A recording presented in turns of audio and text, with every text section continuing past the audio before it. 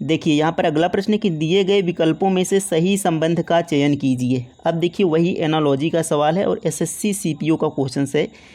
तो SSC CPO में पूछा गया है, तो इसका मतलब ये नहीं है कि अब किसी भी एग्ज़ाम में नहीं पूछा जाएगा। तो सभी क्वेश्चंस यहाँ पर पूछे जाते हैं एग्ज़ाम में। तो इसमें क्या मामला है पहले हम ये समझते हैं। देखिए 19 से 23 हो गया, अब 11 से यहाँ पर 13 बन गया, अब 7 से यहाँ पर क्या बनेगा ये हमें बताना है।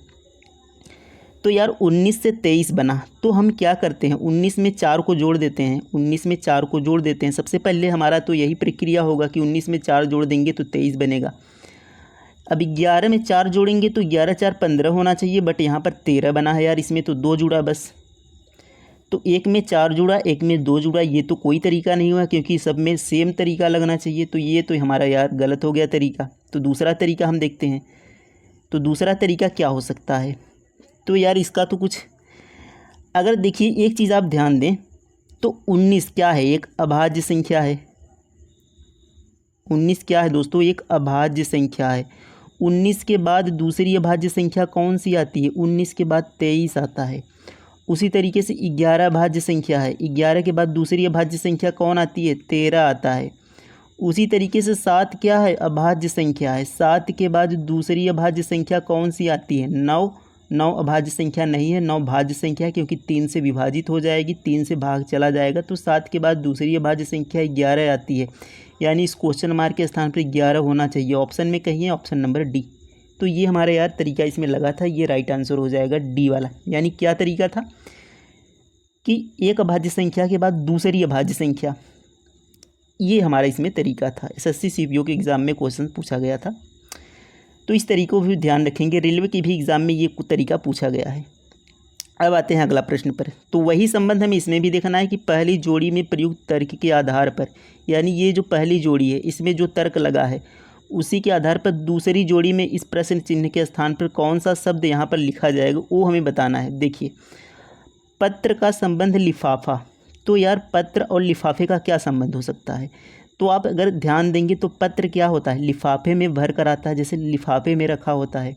अरे यार एक लिफाफा हो गया, इसमें क्या होता है, पत्र होता है, तो पत्र लिफाफे में होता है। उसी तरीके से हम नारियल की बात करेंगे तो नारियल किस में होता है, क्या खाने में नारियल होता है, छिलके में, छिलके के अंदर नारियल होता है, भोजन के अंदर नारियल होता है, पानी के अंदर नारियल होता है। तो यार इसका जो सही उत्तर बनेगा वो तो बी वाला लग रहा है कि जिस तरीके से पत्र को लिफाफे में होता है पत्र, उसी तरीके से नारियल छिलके के अंदर होता है। पत्र लिफाफे के अंदर होता है, नारियल छिलके के अंदर होता है। तो बी वाला करेक्ट आंसर होगा, इसका सही उत्तर होगा।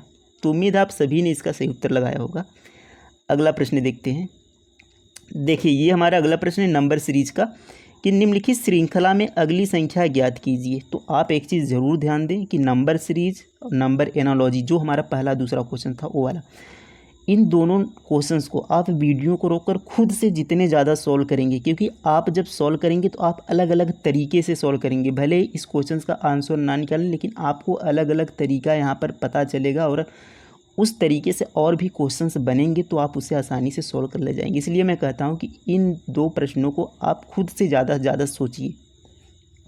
तो देखते हैं यार इसमें क्या तरीका लगा है। 15 से 31 हो गया, 31 से 64 बन गया, 64 से 131 बन गया, 131 से 266 बन गया। अब क्या बनेगा इस क्वेश्चन मार्क के स्थान पर।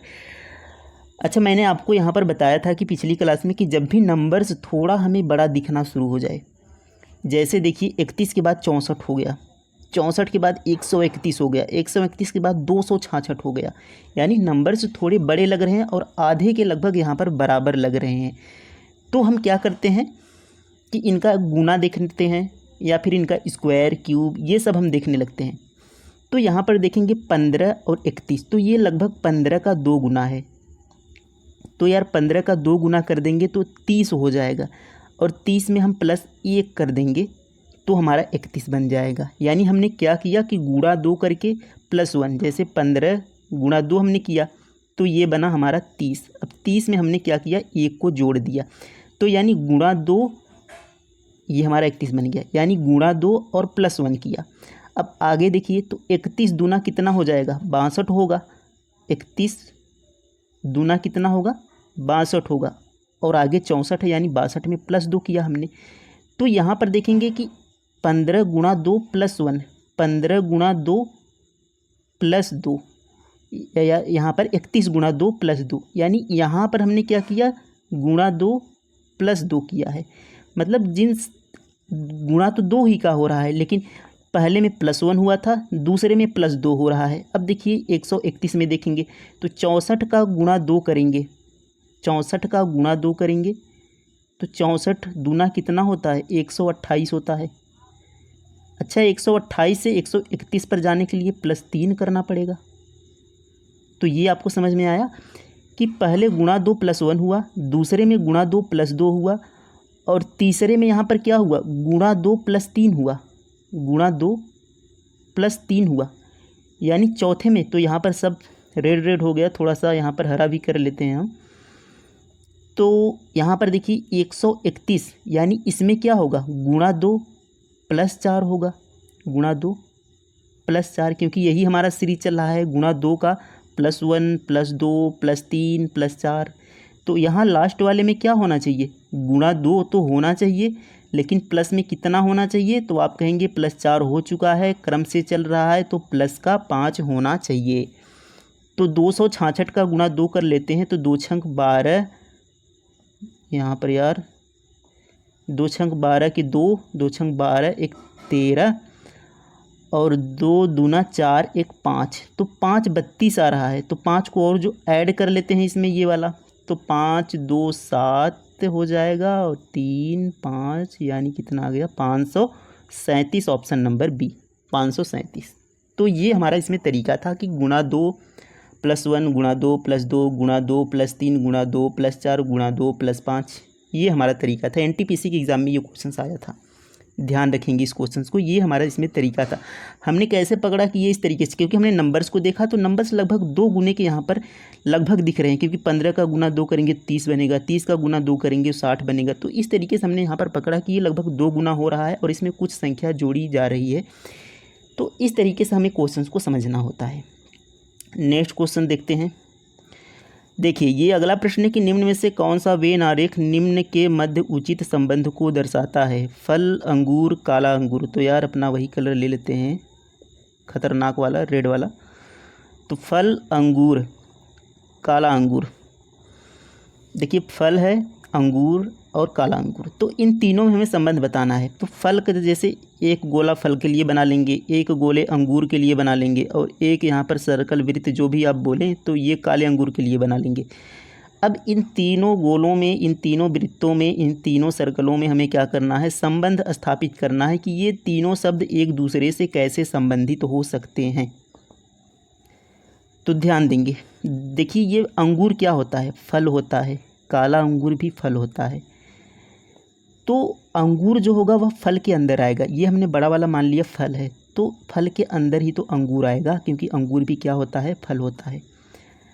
अब इस अंगूर, काला अंगूर क्या होता है, काला अंगूर हो या पीला अंगूर हो या लाल अंगूर हो या सफ़ेद अंगूर हो, है तो अंगूर ही, यानी ये भी किसके अंदर आएगा, अंगूर के अंदर आएगा। अब काला हो चाहे नीला हो चाहे जो भी हो, लेकिन है तो अंगूर। तो ये आप ध्यान देंगे, इस तरीके से हमारा डायग्राम बनेगा। किसमें है बन रहा, ऑप्शन नंबर 2 में। तो ये हमारा सही उत्तर हो गया। ये हो गया फल हमारा, इसके बाद वाला हो गया अंगूर, और अंगूर के अंदर आएगा, काला अंगूर हो चाहे पीला अंगूर हो चाहे नीला अंगूर हो, वो अंगूर के अंदर आएगा। तो ये हमारा डायग्राम बनेगा बी वाला। उम्मीद है आप सभी ने समझा होगा और ये सही उत्तर आपने दिया होगा। तो अगला प्रश्न देखते हैं, यहाँ पर है कि निम्न विकल्पों में से उस सही विकल्प का चयन कीजिए जो एक पूर्ण वर्ग बनाता है। तो यार इसमें देखिए नीचे दिए गए 5 प्रश्नों चित्र 3 का उपयोग करके, यानी देखिए यहाँ पर आप ध्यान देंगे कि नीचे दिए गए 5 चित्रों में से 5 चित्र दिए गए हैं और 3 का हमें प्रयोग करना है। तो ये देखिए 5 चित्र हैं टोटल, इसमें से केवल 3 को लेकर हमें वर्ग बनाना है। तो कौन कौन से चित्र यहाँ पर हम लेकर बना सकते हैं। अच्छा, अब यहाँ पर हम ध्यान दें अगर, तो ये वाली चित्र हमारी 5 वाली जो है, इसको हम यहाँ पर जोड़ देते हैं। देखिए ये वाला, ये ऐसे हो गया। अब देखिए ये वाला हमारा चित्र यहाँ पर बन चुका है, ये नंबर 5 वाला चित्र, नंबर 5 वाला चित्र ये वाला यहाँ पर बन चुका। अब यहाँ पर हमें क्या चाहिए, अब देखिए ये वाला चित्र अगर हम उठा के यहाँ पर रख दें, देखिए तो ये हमारा यार वर्ग तो बन गया बिल्कुल, 3 चित्र हमने लिए और हमारा वर्ग यहाँ पर बन के तैयार हो गया। इस तरीके से वर्ग हमारा बन गया। तो कौन कौन सा चित्र लगा? तो एक तो पहला था ही पहले नंबर का, 5वां चित्र हमने लिया और तीसरा वाला लिया। तो 1 3 5 किस ऑप्शन में है? 1 3 5 ऑप्शन नंबर सी में है। 1 3 5 ये हमारा करेक्ट आंसर हो गया, 1 3 5। तो ये थे हमारे दोस्तों आज के क्वेश्चंस, थोड़े कम ही क्वेश्चंस थे। तो क्लास कैसी लगी कमेंट में ज़रूर बताएंगे। मिलते हैं नेक्स्ट प्रैक्टिस सेट में। यदि आपका भी कोई सजेशन हो तो कमेंट में ज़रूर लिख सकते हैं। थैंक यू, धन्यवाद, जय हिंद।